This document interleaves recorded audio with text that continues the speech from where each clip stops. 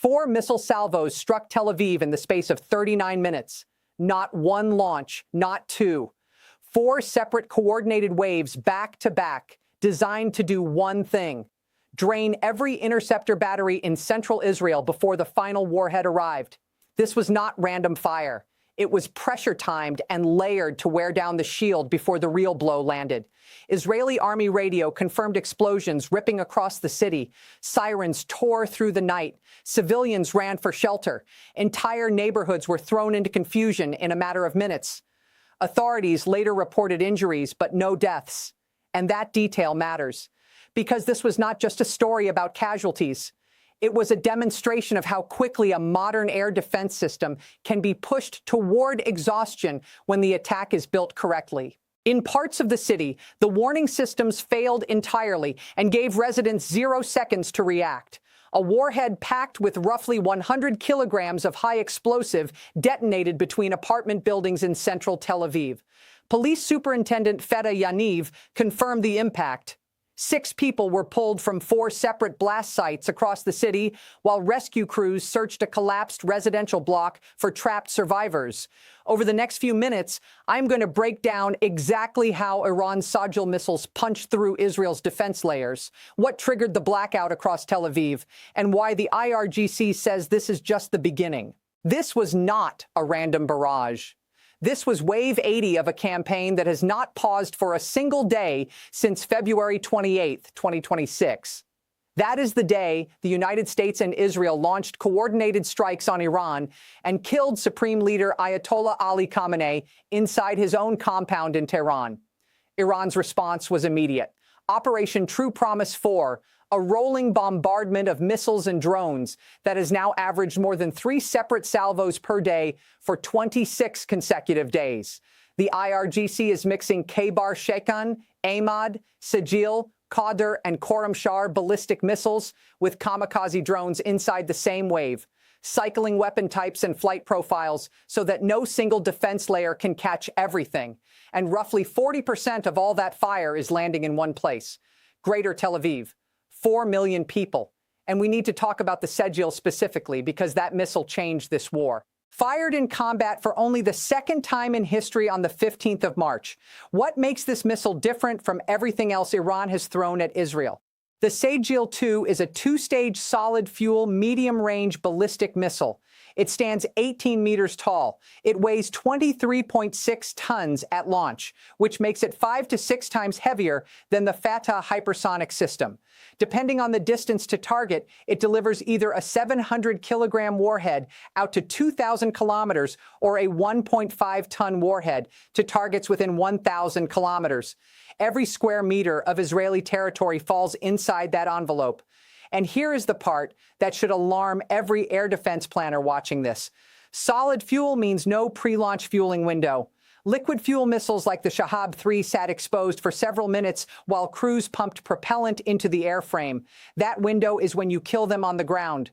The Sejjil removes that window. It rolls out of a mobile launcher and fires almost immediately. On top of that, analysts call it the dancing missile because its flight path does not follow a clean parabolic curve. It shifts and adjusts during re-entry, which is precisely the behavior designed to defeat Israel's Arrow 3 and David's sling tracking algorithms.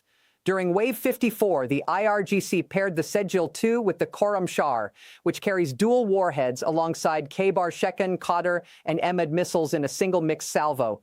Different speeds, different altitudes, different trajectories, all arriving inside overlapping engagement windows. Sirens screamed across Tel Aviv, Herzliya, and at least 142 additional locations. Fragments struck residential areas and landed near the home of a United States consular official in the city. Now here is where the damage goes beyond warheads and shrapnel. While the world focused on the apartment strikes, Iran simultaneously targeted the backbone of Israel's electricity supply.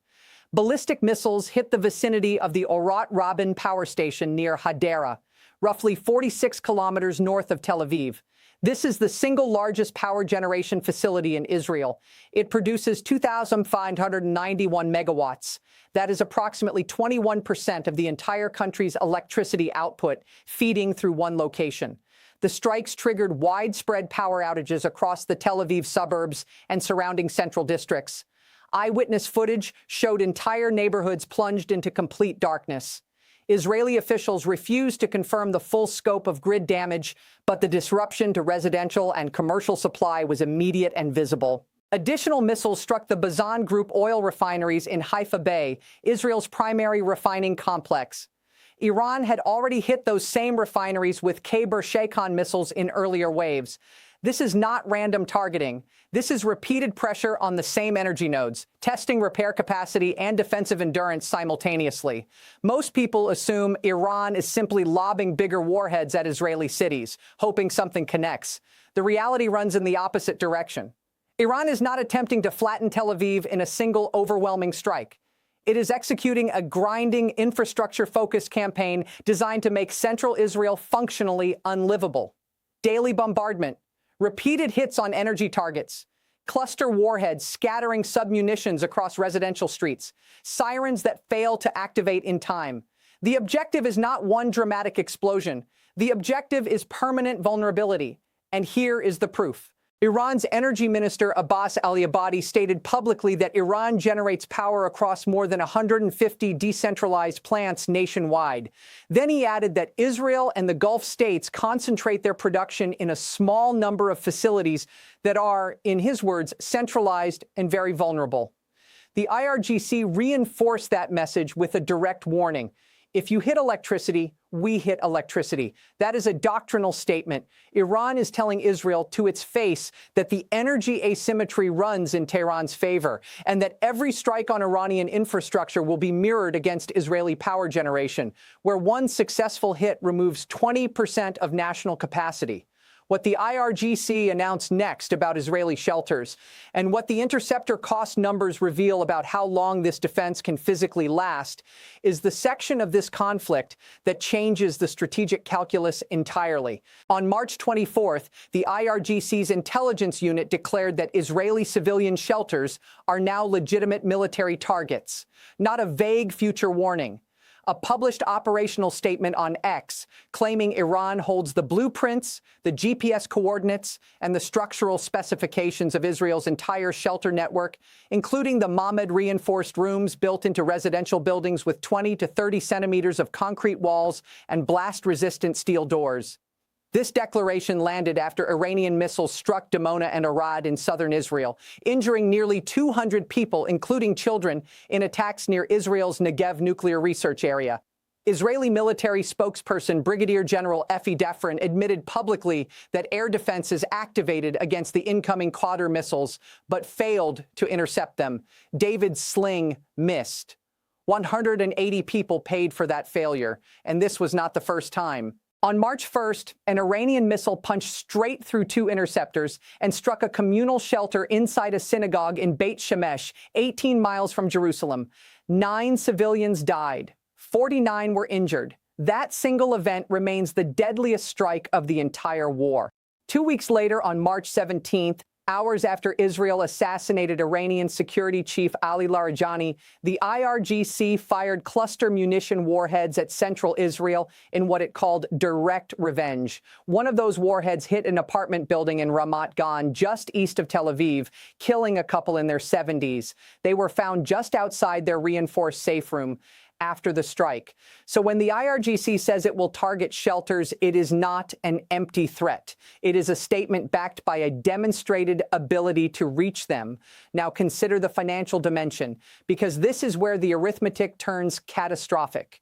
A single Iranian ballistic missile costs between $200,000 and $500,000 to build. An Arrow 3 interceptor, Israel's highest-tier shield, costs between $2 million and $3 million per shot. David's sling runs approximately $1 million each. The American THAAD system, which Washington has deployed heavily into this theater, costs $13 million per interceptor. Israel is spending between 4 and 26 times more to defend each engagement than Iran spends to attack. Multiply that across 80 waves over 26 days, and the budget becomes unsustainable. A senior Israeli defense official admitted the core problem on the record. Even if production is ramped up now, what you are firing today is what was ordered 2 or 3 years ago. Israel needs significantly more Arrow 3 interceptors. The United States burned through roughly 14% of its entire THAAD stockpile in the first 2 weeks alone. Current production rates deliver about 12 THAAD interceptors per year. Replenishing what was consumed in 14 days would take between 3 and 8 years. That is more than a year of American missile production spent in half a month. Most people think a 92% interception rate means the shield is holding. In reality, it means the 8% that penetrate is landing on schools, apartment blocks, and construction sites week after week, and the interceptors stopping the other 92% are being consumed faster than any factory on Earth can replace them. Here's the dimension nobody wants to calculate. The combined interception rate sits at approximately 92%. That sounds strong until you count the 8% that land. Iran has fired around 440 ballistic missiles at Israel since February 28th.